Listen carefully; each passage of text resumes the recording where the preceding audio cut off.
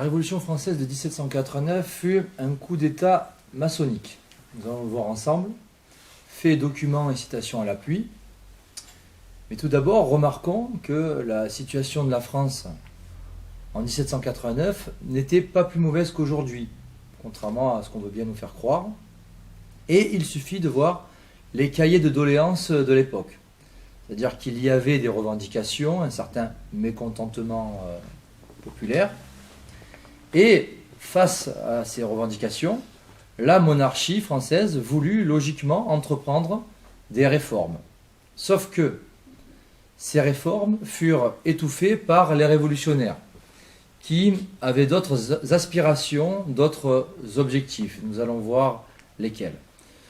De son côté, la franc-maçonnerie, qui est née en Angleterre le 24 juin 1717 officiellement, à Londres avec la Grande Loge d'Angleterre, cette même franc-maçonnerie concentra ses efforts en France avec donc cette manœuvre subversive que fut la Révolution française. Parler de 1789 en occultant l'action maçonnique, c'est ce que fait l'histoire officielle d'ailleurs, c'est passer à côté de l'histoire, passer à côté de la vérité historique. Car 1789 fut un vaste complot maçonnique, comme l'a parfaitement affirmé et démontré l'abbé Augustin Baruel dans son livre « Mémoire pour servir à l'histoire du jacobinisme », où il a notamment écrit « Dans la Révolution française, tout, jusqu'à ses forfaits les plus épouvantables, tout a été prévu, médité, combiné, résolu, statué, tout a été l'effet de la plus profonde scélératesse, puisque tout a été amené par des hommes qui avaient seuls le fil des conspirations ourdis dans des sociétés secrètes, et qui ont su choisir et hâter le moment propice au complot. » Fin de citation. Ce complot maçonnique fut également avoué par le comte de Haugwitz, qui était le ministre des Affaires étrangères de la Prusse, et qui avait été initié franc-maçon en 1774, et qui avait clairement avoué, j'acquis alors la ferme conviction que le drame commencé en 1788 et 1789, la Révolution française, le régicide avec toutes ses horreurs, non seulement y avait été résolu alors, mais encore était le résultat des associations et des serments. Mon premier soin fut de communiquer à Guillaume II toutes mes découvertes. Nous acquîmes la conviction que toutes les associations maçonniques, depuis la plus modeste jusqu'aux grades les plus élevés, ne peuvent se proposer que d'exploiter les sentiments religieux, d'exécuter les plans les plus criminels et de se servir des premiers comme manteau pour couvrir les seconds. Cette conviction que le prince partagea avec moi me fit prendre la résolution de renoncer absolument à la maçonnerie, ce qui est une bonne résolution d'ailleurs. Ce complot maçonnique fut également avoué par le franc-maçon Roch, qui a posé la question suivante: cette révolution, qui l'a préparée? Qui l'a dirigée? C'est vous, messieurs. C'est la franc-maçonnerie qui, fille de la Réforme, en présence des armées des tyrans, organisa les masses populaires qui, en face des bannières royales, déploya le drapeau de l'humanité et conduisit paysans et ouvriers à l'assaut des bastilles populaires. En 1871, dans son livre « Morals and Dogma », le haut initié juif franc-maçon Albert Pike, donc supérieur au 33 degrés du rite écossais, qui dirigeait la maçonnerie, la haute maçonnerie depuis New York, qui avait un pouvoir de décision bien supérieur au chef d'État. Donc ce même Albert Pike a confirmé l'objectif maçonnique de 1789 lorsqu'il a écrit « Les inspirateurs, les philosophes et les chefs historiques de la Révolution française avaient juré sur la tombe de Jacques Molay de renverser la couronne et la tiare, autrement dit, le trône et l'autel. » D'ailleurs, le mouvement révolutionnaire mondial n'est qu'un grand complot contre le trône et l'autel, les deux piliers de la chrétienté. Et symboliquement, le bonnet rouge porté par l'orateur jacobin dans les réunions de clubs jacobins devait se substituer à la couronne du roi. Il y eut deux étapes importantes et même décisives dans l'avènement de la révolution de 1789. Tout d'abord, cette révolution spirituelle avec les philosophes des Lumières, les encyclopédistes, Voltaire, Diderot, d'Alembert, Helvétius, qui étaient tous francs-maçons, tous membres de la même loge, la loge des 9 sœurs. Tous étaient en opposition à Dieu, à la religion catholique, à la royauté, dans l'esprit de Voltaire d'ailleurs, qui avait fait spirituellement le XVIIIe siècle et qui avait été initié en Angleterre. Leur but, à ces philosophes, c'était de faire triompher les idées nouvelles, issues donc de 1789. Donc là, on est en amont de la Révolution. Et la deuxième étape importante, ce furent ces réunions de convents maçonniques qui attestent d'ailleurs que 1789 fut un complot 100% maçonnique. Donc tout d'abord, en 1782 en Allemagne, le convent maçonnique de Wilhelmsbad, qui a été convoqué par les illuministes Adam Weishaupt, Adolf Knigge et le duc de Brunswick. Puis 2 ans plus tard, toujours en Allemagne, la réunion de la Grande Loge éclectique à Francfort, où furent décidés les régicides de Louis XVI en France et de Gustave III en Suède. Les procès-verbaux maçonniques en 1789 attestent aussi, prouvent que cette révolution fut un complot maçonnique, tout comme tous les acteurs majeurs de 1789, qui étaient tous des francs-maçons. On va voir lesquels.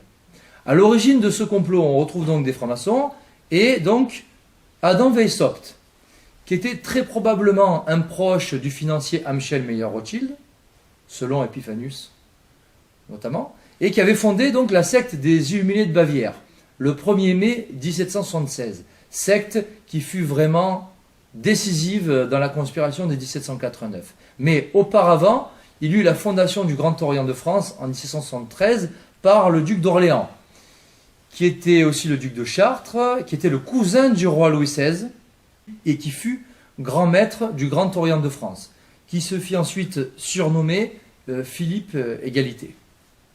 Parmi les Illuminés de Bavière, on retrouve les conspirateurs les plus influents lors de la Révolution de 1789. Donc Charles-Maurice de Talleyrand, Lafayette, qui avait été initié aux États-Unis, Necker, le juif italien Cagliostro, le duc d'Orléans, donc, ainsi que le comte de Mirabeau, qui s'était permis d'affirmer « Il faut décatholiciser la France afin de la démonarchiser et la démonarchiser pour la décatholiciser », ce qui est logique, puisque l'un et l'autre vont de pair.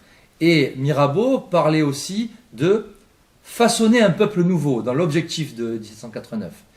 Et on retrouve ces mêmes propos chez le chevalier de Ramsay, qui était aussi franc-maçon, et dont le but était de faire un peuple nouveau, un homme nouveau même, de fabriquer un homme nouveau à l'issue de cette révolution. Autrement dit, un citoyen français déchristianisé et acquis à la cause des idées nouvelles. La franc-maçonnerie joua un rôle décisif au début de l'année 1789 dans la convocation des États généraux. Puis, il y eut Mirabeau qui désigna le roi Louis XVI et qui cria « Voilà la victime ». Ensuite, le 14 juillet, la prise de la Bastille, avec Camille Desmoulins, qui, dans le jardin du Palais Royal, scande le fameux « aux armes ». Et là, c'est le début des émeutes, du premier meurtre, des incendies, du pillage, des agressions, d'assassinats de religieux, de religieuses, d'égorgements, de massacres en série, le tout dans la stupeur générale. Mais, durant ces émeutes, les francs-maçons se reconnaissaient entre eux par un signe de la main, selon l'abbé Baruel. Il y avait un même mot d'ordre qui provenait de loges maçonniques reliées entre elles et centralisées à Paris. Ce qui m'a fait écrire d'ailleurs dans mon dernier livre, La franc-maçonnerie, 300 ans d'imposture, qu'en 1789, les mêmes paroles, les mêmes actes aboutirent sur les mêmes faits, au même moment, suite à un même mot d'ordre, provenant des arrière-loges maçonniques. Les émeutes partirent d'un point central et se répandirent dans les villes et villages, dans le désordre et la déraison. Ce sont des francs-maçons qui déclenchèrent les hostilités à la Bastille et tant d'autres initiés qui poursuivirent la fronde durant la Terreur. C'est Mirabeau et Desmoulins qui exaltent les passions malsaines, puis Robespierre, Marat et Danton qui concrétisent le carnage, validant ainsi les projets occultes de Weishaupt et Knigge. Tous étaient affiliés à une loge maçonnique, y compris le banquier protestant Necker, qui se chargea d'endetter la nation française.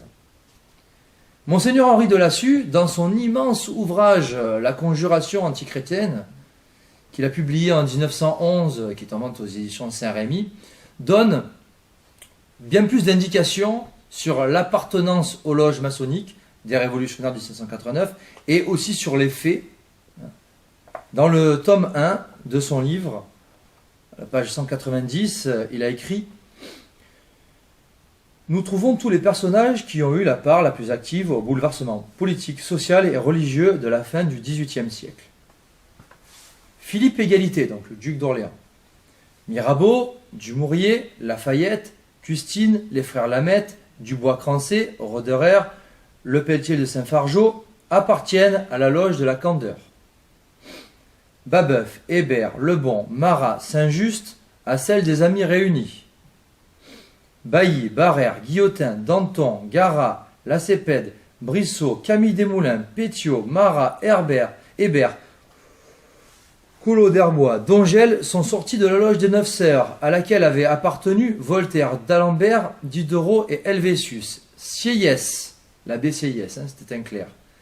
Sieyès faisait partie de celle des 22. Robespierre était Rose-Croix du chapitre d'Arras. C'est Mirabeau qui, le 6 mai 1789, montre Louis XVI en disant « Voilà la victime ». C'est Sieyès qui, le 16 juin, proclame qu'il ne peut exister aucun veto contre l'Assemblée qui va régénérer la France, assemblée très majoritairement maçonnique, déjà en 1789. C'est Guillotin qui, le 21 juin 1789, entraîne les députés dans la salle du jeu de pommes, et c'est cet autre maçon Bailly qui improvise le serment de la révolte. C'est Camille Desmoulins qui, le 14 juillet, dans le jardin du Palais Royal, jette à la foule le cri « Aux armes », signal du premier meurtre et du pillage. C'est Lafayette qui, le 21 juin 1791, expédie à Varennes cet autre maçon Pétion pour saisir le roi fugitif et qui se fait lui-même geôlier des Tuileries. Le même Pétion, maire de Paris, livre le 20 juin 1792 la famille royale aux outrages des ordres avinés des faubourgs. C'est Roederer qui, le 10 août, après un nouvel assaut aux Tuileries, livre la famille royale à la Convention. C'est Danton qui organise les massacres de septembre, tandis que Marat fait creuser un puits rue de la Tombe Issoire pour enfouir dans les catacombes de Paris les cadavres des égorgés. C'est Garat, franc-maçon comme tous les autres, qui, la veille du 21 janvier, vient signifier au roi martyr son arrêt de mort sans sursis. Et après le régicide, c'est Robespierre qui devient grand maître de l'échafaud. Et tous étaient francs-maçons. Monseigneur Henri de Lassus a aussi écrit cette phrase importante « La révolution ne fut possible que grâce à la dissolution de l'armée royale ».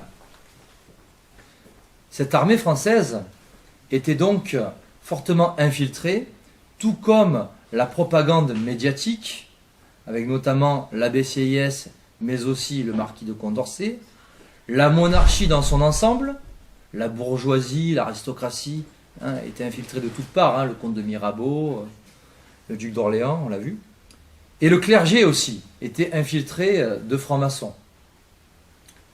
Charles-Maurice de Talleyrand, l'abbé Sieyès, mais aussi l'abbé Grégoire, qui était un proche d'Adolphe Crémieux, qui était un franc-maçon.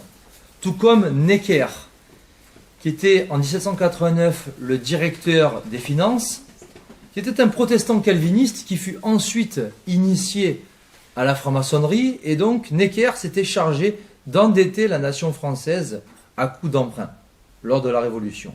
Chiffre important à retenir, sur 578 députés de l'Assemblée constituante, 477 étaient francs-maçons.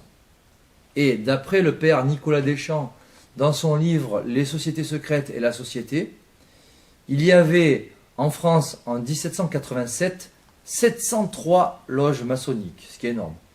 Et certaines loges connurent un grand succès. Donc on l'a vu avec les Amis réunis, la loge de la Candeur, qui a rédigé la Déclaration des droits de l'homme et du citoyen, qu'a publié le marquis de Condorcet le 26 août 1789, et puis la loge des Neuf Sœurs, avec donc ses encyclopédistes, Voltaire, Diderot, d'Alembert, Helvétius, mais aussi Brissot, Pétion, Desmoulins, la liste a été dévoilée par Monseigneur de Lassus. Et puis nous avons les Illuminés de Bavière, donc cet illuminisme d'Adam Weishaupt qui visait à tout détruire la société, la religion catholique, la royauté, et puis abolir la propriété. La fin sanctifie les moyens, selon Adam Weishaupt. Donc ce qui importait, c'était le but à atteindre, et donc renverser le pouvoir en place, la monarchie française. Le centre de l'illuminisme en Europe était Francfort. Francfort qui était aussi le fief de la maison Rothschild. Le centre de l'illuminisme en France était la ville de Lyon, alors que les loges parisiennes étaient sous l'autorité du Grand Orient de France. Donc voilà pour l'illuminisme, très brièvement. Il y avait aussi le martinisme, très influent lors de la Révolution française. Donc martinisme qui a été fondé par le juif portugais Martinez de Pasquali et qui a été ensuite vraiment développé et organisé par Louis-Claude de Saint-Martin.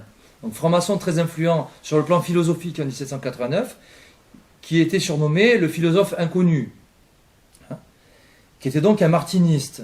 Et ce martinisme se basait essentiellement sur la Kabbale. Il prônait notamment la divinisation de l'humain, tout comme la Kabbale, qui prône la divinisation de l'homme juif. Et d'ailleurs, dans la Kabbale, le grand architecte de l'univers est Lucifer. Lors des convents maçonniques, mais aussi des réunions de jacobins, il y avait une forte proportion d'illuministes et de martinistes, mais aussi d'étrangers. Nombre d'étrangers ont participé, ont pris part à la révolution de 1789. Et c'est d'ailleurs une constante révolutionnaire encore aujourd'hui, cette intervention depuis l'étranger, qu'elle soit financière ou simplement humaine, sur le terrain. Donc on l'a vu avec Adam Weishaupt et Knigge, qui était de nationalité allemande. Et Monseigneur Charles Frépel parle d'autres étrangers en 1789 dans son livre « La Révolution française à l'occasion du centenaire » qu'il a publié 100 ans après, c'est-à-dire en 1889, qui est en vente aux éditions du Trident, où il nous parle du Suisse Pache, de l'anglais Payne, le prussien Klutz, l'espagnol Guzman, le neufchâtelois Marat, donc suisse, l'américain Fournier, l'autrichien Frey, les belges Proli et Dubuisson, un prince de Hesse, des Polonais, des Italiens, des Bataves et des transfuges de tous les pays dont la Révolution accepta les services et fit la fortune. Et d'ailleurs, le convent maçonnique de Wilhelmsbad dont je parlais tout à l'heure avait réuni des francs-maçons de l'Europe entière et même du monde entier. Parmi donc ces étrangers, parmi eux, on retrouvait Anarkazis Klutz, qui obtint le titre de citoyen français en 1792 grâce à son ouvrage sur la République universelle et qui prônait, Klutz, ce nouveau patriotisme où, pour être français, il fallait désormais adhérer aux idées nouvelles, issues donc de 1789. Et c'est d'ailleurs ce faux patriotisme qui est toujours en vigueur et que prônent beaucoup de partis politiques républicains, notamment à droite. Donc vous retrouvez ce faux patriotisme donc républicain, gaulliste, à la fois au Front National, à la fois à l'UPR, à la fois à Debout la France, à la fois chez les Républicains d'ailleurs, chez les Fillon, etc. Tout le monde se dit gaulliste et prône ce faux patriotisme issu de la Révolution de 1789 en mettant en avant les idées nouvelles, que je vais un peu détailler ensuite, de 1789, donc liberté, égalité, fraternité, la République, la laïcité, les droits de l'homme. Pour appliquer les plans d'Adam Weishaupt et de l'illuminisme, les révolutionnaires francs-maçons employèrent la force. Ils eurent recours à la terreur. Cette terreur fut instaurée officiellement par 3 francs-maçons. Maximilien de Robespierre, de son vrai nom Rubinstein, qui était un Rose-Croix, l'avocat montagnard Danton, ainsi que le juif protestant calviniste suisse Marat, donc on l'a vu, de la loge des Neuf Sœurs. Cette terreur, dont un autre franc-maçon, Adrien Duport, fut le promoteur de 1792 à 1794. Terreur qui s'arrêta à la mort officiellement, à la mort de Robespierre le 28 juillet 1794. Durant la terreur, les loges maçonniques furent transformées en clubs de jacobins, mais elles n'ont jamais cessé. Elles continuèrent de conspirer, mais sous une autre forme. Et cette terreur fut interrompue non pas par une armée de gros bras, pesant tous 100 kilos, mais par des religieuses. Les Carmélites de Compiègne, 16 religieuses condamnées à mort par le tribunal révolutionnaire le 17 juillet, soit 11 jours avant la mort de Robespierre et la fin officielle de la terreur. Et leur vœu, c'était d'apaiser la colère de Dieu par la prière. Donc leur action était purement surnaturelle. Et elles mirent fin à la terreur. Et ces mêmes Carmélites de Compiègne furent plus tard béatifiés sous le pontificat du pape Saint Pie X en 1906. Mais cette terreur fut prolongée par les guerres de Vendée de 1793 à 1796. Cela fit plusieurs centaines de milliers de morts, de Vendéens qui se sont sacrifiés et qui ont mené une véritable action contre-révolutionnaire en défense du roi Louis XVI. Ce génocide vendéen, parce qu'il s'agit vraiment d'un génocide, visait à opérer une épuration antichrétienne de la population française. Si vous en doutez, il suffit d'écouter le franc-maçon Jacques-Nicolas Billaud-Varenne du Comité de salut public pour en être convaincu, puisque ce même Billaud-Varenne avait affirmé « frapper simultanément et frapper sans relâche jusqu'à ce qu'enfin cette race impure soit anéantie ». Il s'agissait de la France catholique. Outre la corruption, outre les émeutes, outre ces crimes en série, la calomnie fut employée contre la famille royale, particulièrement contre Marie-Antoinette, l'épouse du roi Louis XVI, qui a été calomniée lors de l'affaire du collier, qui a été montée de toutes pièces par le juif italien Cagliostro, de son vrai nom Joseph Balsamo, qui était un franc-maçon martiniste, mais aussi illuministe, qui fut très influent en 1789, qui était un voyageur qui s'était chargé de propager les loges aux quatre coins de l'Europe. Marie-Antoinette s'est exprimée par 2 fois au sujet de la franc-maçonnerie. La première fois de manière assez naïve, puisqu'elle a écrit qu'au sein de la franc-maçonnerie, on n'y fait pas que de jolies chansons, on y fait aussi du bien.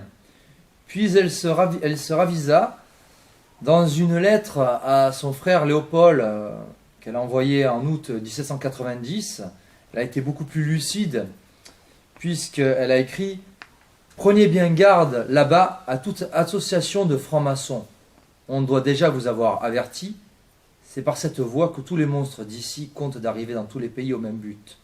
Oh, Dieu garde ma patrie et vous de pareils malheurs. » Mais cette prise de conscience par Marie-Antoinette fut malheureusement trop tardive. Une partie du peuple, une partie seulement, fut séduite par les idées nouvelles de liberté, égalité, fraternité, souveraineté du peuple, émancipation du peuple, progrès social. Mais ce peuple était surtout invité à se libérer des commandements divins, à renier la religion catholique, qui, je le rappelle, est le socle de la nation française.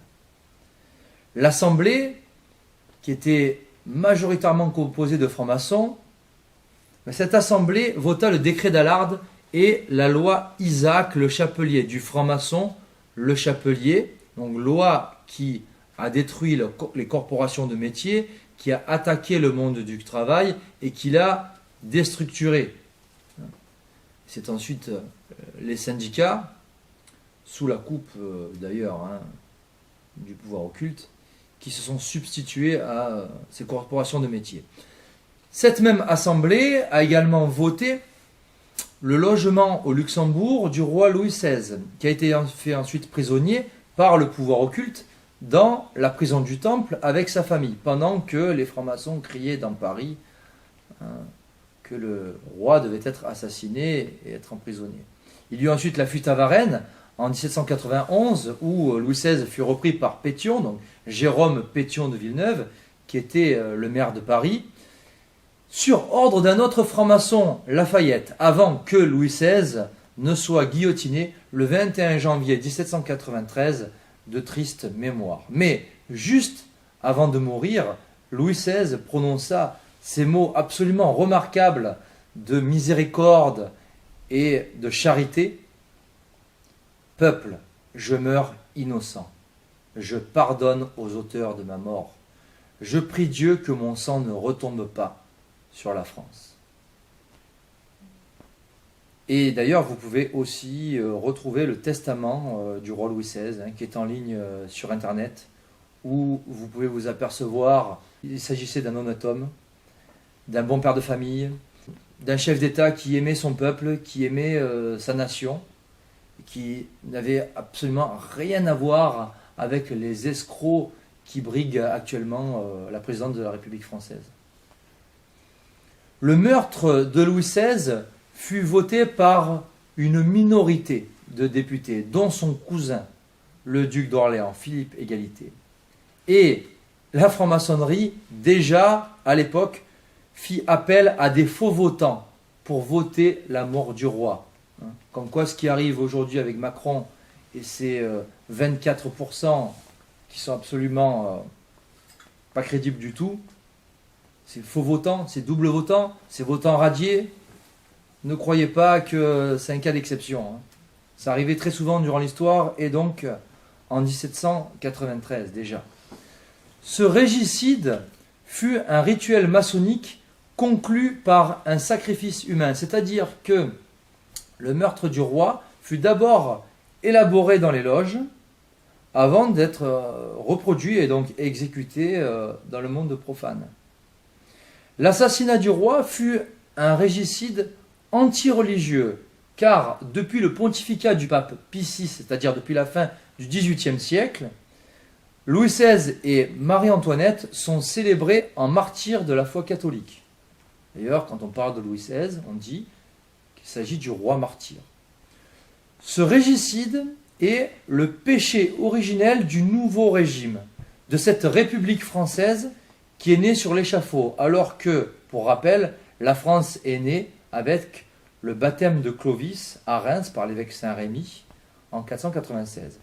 Depuis le régicide, la France, fille aînée de l'Église, est en quelque sorte, selon moi, éclipsée par cette République qui est le parti de l'étranger, qui est l'anti-France. Les principales mesures prises lors de la Révolution française de 1789 sont toutes maçonniques. Déclaration des droits de l'homme, qui est l'évangile de la judo-maçonnerie, constitution civile du clergé, décrétée par l'Assemblée, composée d'une majorité de francs-maçons, loi Le Chapelier, qui supprima les corporations de métiers, et puis l'égalité en droit accordée aux Juifs en 1791, que l'on doit à deux francs-maçons, l'un bourgeois, l'autre homme d'église. C'est ça le plus terrible. Le comte de Mirabeau et l'abbé Grégoire. Autre mesure maçonnique importante, le mariage civil, qui date de 1789, qui avait été auparavant inauguré par Jean-Jacques Rousseau, qui avait fait idéologiquement, spirituellement, 1789, Jean-Jacques Rousseau. Et puis, l'autre mesure maçonnique qui provient aussi de cette Révolution française, c'est le divorce, qui a été ensuite proscrit sous la Restauration au début du XIXe siècle pour être ensuite rétabli en 1884 par le juif franc-maçon et avocat Alfred Naquet. 1789 s'est déroulé officiellement au nom de la déesse raison, c'est-à-dire que les francs-maçons, les révolutionnaires ont glorifié la raison, mais leur stratégie, ce fut d'opposer la raison contre Dieu, alors que l'Église catholique, le corps mystique du Christ, l'Église catholique préconciliaire bien évidemment, hein, avant les usurpateurs du Saint-Siège depuis l'Église de Vatican II, donc cette Église catholique a toujours été dans la raison. Et d'ailleurs, Dieu, la raison, la morale, la religion sont intimement liés. 1789 s'est établi sous l'étendard donc, de la raison, du progrès social, des faux principes de liberté, égalité, fraternité, qui forment l'esprit du monde d'ailleurs, de l'émancipation des peuples. Or, où en est-on aujourd'hui? Quelle avancée y a-t-il eu depuis 1789? Quel progrès? La réponse à toutes ces questions, c'est l'historien René Sédillot qui nous l'apporte. Lui qui a écrit « La Révolution française a, au nom de l'égalité, enrichi les riches et appauvri les pauvres », soit tout l'inverse de ce que l'histoire officielle veut bien nous faire croire.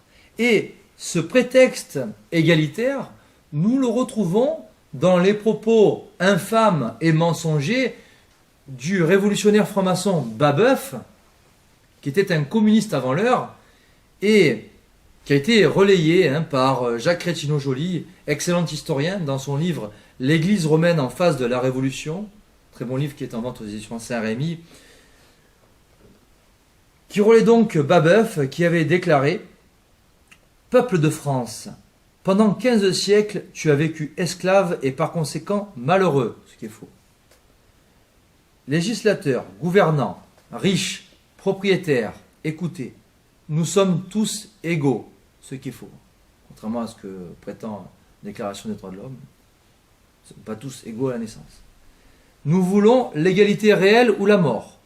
Voilà ce qu'il nous faut, et nous l'aurons, n'importe à quel prix. Malheur à ceux que nous rencontrerons entre elle et nous. Les Vendéens en savent quelque chose. La Révolution française n'est que l'avant-courrière d'une révolution bien plus grande, bien plus solennelle, et qui sera la dernière. Périssent, s'il le faut, tous les arts, pourvu qu'il nous reste l'égalité réelle. La loi agraire ou le partage des terres fut le vœu instantané de quelques soldats sans principe, de quelques peuplades mues par leur instinct. Nous tendons à quelque chose de plus sublime, de plus équitable, le bien commun ou la communauté des biens. Plus de propriété individuelle des terres, la terre n'est à personne. Là, Babeuf reprend quasiment mot pour mot Adam et Sopt. Nous réclamons, nous voulons la jouissance communale des biens de la terre. En fait, le but était de confisquer les biens de l'Église catholique et de s'octroyer les biens de la bourgeoisie catholique. Les fruits sont à tout le monde, ce qui est faux. Disparaissait enfin, révoltante distinction de riches et de pauvres, de grands et de petits, de maîtres et de valets, de gouvernants et de gouvernés, qu'il ne soit plus d'autre différence parmi les hommes que celle de l'âge et du sexe. On croirait entendre certains penseurs cosmopolites ou encore un Jean-Luc Mélenchon à travers les propos de Babeuf. Donc cela, c'est au nom de l'égalité. Mais il y a aussi au nom de la liberté, comme l'a très bien démontré l'auteur contre-révolutionnaire Joseph de Maistre dans son livre Considérations sur la France, qui est l'auteur d'une excellente tirade que j'ai relayée dans mon avant-dernier livre Le complot contre Dieu à la page 55. Français, c'est au bruit des chants infernaux, des blasphèmes de l'athéisme, des cris de mort et des longs gémissements de l'innocence égorgée. C'est à la lueur des incendies, sur les débris du trône et des autels. Arrosé par le sang du meilleur des rois et par celui d'une foule innombrable d'autres victimes, c'est au mépris des mœurs et de la foi publique, c'est au milieu de tous les forfaits que vos séducteurs et vos tyrans ont fondé ce qu'ils appellent votre liberté. À quel prix s'est établie la soi-disant liberté? Mais les révolutionnaires francs-maçons avaient une conception quand même assez étrange de la liberté, puisque selon Saint-Just, il ne devait pas y avoir de liberté pour les ennemis de la liberté. Donc il s'agissait d'une liberté assez unilatérale, puisque elle ne s'appliquait en fait qu'aux initiés francs-maçons et certainement pas à ceux qui s'opposaient à leurs manœuvres subversives. Lorsqu'on récapitule un petit peu, à l'origine de 1789, on retrouve des francs-maçons, Weishaupt, Mirabeau, le duc d'Orléans, puis avant eux, Voltaire, les encyclopédistes, Voltaire, Diderot, d'Alembert. Et à l'arrivée, l'objectif de ces mêmes francs-maçons fut atteint, c'est-à-dire la destruction de la monarchie, la fin justifiant les moyens. Les causes de la Révolution française sont nombreuses. Tout d'abord, la monarchie décadente, comme l'a très bien analysé et étudié l'historienne Marion Sigaud. Et puis, la question à se poser, c'est pourquoi Dieu a-t-il permis cela? Pourquoi Dieu? Comment se fait-il que Dieu ait permis 1789 le régicide de Louis XVI? C'est une question très importante et même décisive à se poser. Et l'auteur contre-révolutionnaire Antoine Blanc de Saint-Bonnet apporte un élément de réponse, puisqu'il a écrit au XIXe siècle: si la royauté fût restée royale, la révolution ne l'eût pas renversée. Le peuple ici n'a jamais tort. Ses crimes sont nos châtiments. Les peuples ne sont que les derniers coupables, puisque les rois ont été faits pour les défendre et les conduire. Il faut bien comprendre ce que dit Antoine Blanc de Saint-Bonnet, quand il dit le peuple ici n'a jamais tort. Et en effet, 1789 fut un terrible châtiment. Autre cause de 1789, l'éducation qui commençait à être moins catholique, selon Monseigneur Gaume, même si la population française l'était déjà catholique. Mais il y avait quand même une perversion des mœurs, déjà au XVIIIe siècle. Pas seulement la monarchie décadente. L'apostasie aussi, comme l'a très bien analysé le cardinal Pie, qui commençait à gagner aussi la population française. Et puis, cet esprit du jansénisme, dirigé contre l'Église catholique, dirigé même contre l'esprit catholique et particulièrement contre les jésuites. Et puis, une dernière cause, et pas des moindres, c'est cette erreur doctrinale de Jean-Jacques Rousseau, qui prétend nier le péché originel et que l'homme est naturellement bon. Par conséquent, il n'y a pas besoin de religion pour se réformer, pour s'élever par les vertus. Et malheureusement, cette pensée rousseauiste de Jean-Jacques Rousseau fut reprise par les encyclopédistes, déjà, Voltaire en tête, et les révolutionnaires francs-maçons en 1789. Autre question que vous devez peut-être vous poser: pourquoi revenir en détail aujourd'hui en 2017 sur la Révolution française de 1789?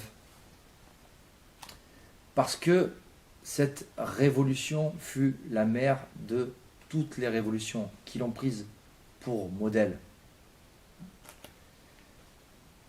Et puis aussi, pour nous Français, il y a un avant et un après 1789 dans l'histoire de France. C'est ce qui m'a fait écrire dans Le complot contre Dieu: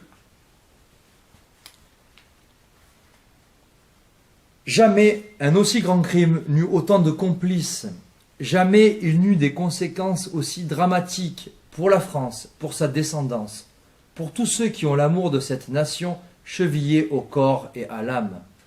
En coupant la tête de son roi, le peuple aveuglé par une bande de malfrats tua le père de la société française, son autorité légitime. Les Français n'en ont pas forcément conscience, mais ils continuent encore aujourd'hui de payer la note salée de cet assassinat. C'est dire la gravité de ce régicide qui fut pourtant voté par une minorité de députés. Et oui, 1789 a notamment débouché sur la Déclaration des droits de l'homme, qui est l'évangile de la franc-maçonnerie, qui est la négation du droit divin et qui est concrètement Jésus-Christ mis hors la loi, qui est purement naturaliste dans le sens où cette déclaration a écarté tout ce qui est d'ordre surnaturel et divin. Et par ces droits de l'homme, la Révolution française a engendré ce que Monseigneur Henri de Lassus a très bien analysé et identifié, le naturalisme politique. c'est-à-dire le socialisme, maçonnique d'ailleurs, prôné par la Fabian Society, le communisme d'ailleurs de l'Union soviétique, le libéralisme économique, etc. Donc toute cette société sans Dieu, et même société contre Dieu, comme l'a très bien relevé le pape Léon XIII dans son encyclique Humilium Genus qu'il a publié en 1884, encyclique antimaçonnique de référence. Nous avons là deux visions du monde qui s'affrontent. Et c'est très important à identifier. D'un côté, ce naturalisme dont le but est simplement matériel et la finalité purement terrestre. Et de l'autre côté, cet esprit profondément catholique qui considère que la vie sur terre est une préparation à la vie éternelle, qu'il faut mériter le paradis. Il faut gagner le paradis. La vie sur terre doit nous préparer à la vie d'après, en enfer ou au paradis. Nous avons droit aujourd'hui à une société sans Dieu. Or, ce qu'il faudrait, selon moi, c'est une société menant à Dieu. Société théocentrique, comme autrefois du temps de l'Ancien Régime.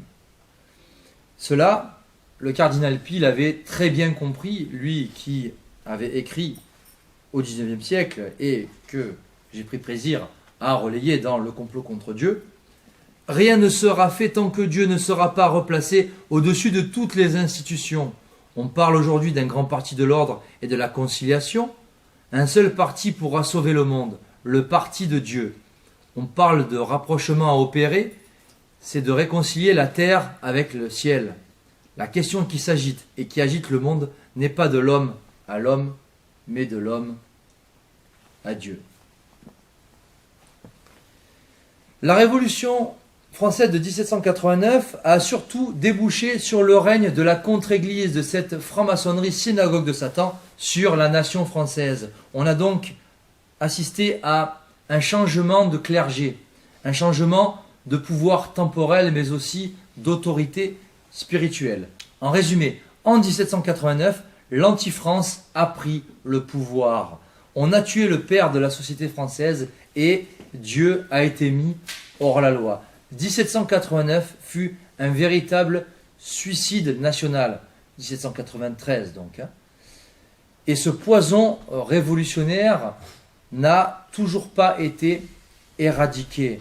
Et plus de 2 siècles plus tard, nous continuons de payer les pots cassés de cette révolution. Et c'est toujours le pouvoir occulte maçonnique qui dirige cette France complètement à la dérive, qui est vraiment endettée, qui cherche tant bien que mal à rembourser les intérêts d'une dette qui est d'ailleurs impossible à rembourser. Et cette France n'est devenue qu'une simple province d'Israël, où, sous la République, donc, les âmes sont majoritairement damnées, puisque la France a majoritairement apostasié, contrairement à l'Ancien Régime, qui était certes imparfait, mais où les gens étaient quand même de bons chrétiens, beaucoup, avaient quand même la foi et beaucoup plus d'âmes se sauvaient.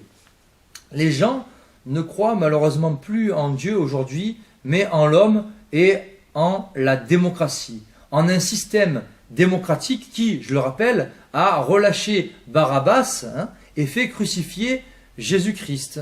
Un système qui a assassiné le roi Louis XVI et qui nous inflige tous les 5 ans une marionnette de la finance apatride et des lobbies sionistes et maçonniques. Et le plus terrible, et j'en reviens encore à cela, c'est bien cela, le plus terrible, c'est cette apostasie qui a progressivement gagné le peuple français. Ce n'est pas les conséquences de ce projet, c'est pas l'islam le plus terrible, c'est cette apostasie. Il faudrait un retour à la foi de nos ancêtres, un retour aux sources, pour espérer un retour à une France chrétienne, à une France en ordre. Et c'est selon moi le bon combat à mener, et c'est le message que je souhaitais faire passer aujourd'hui en guise de conclusion à Œil-sur-Tête.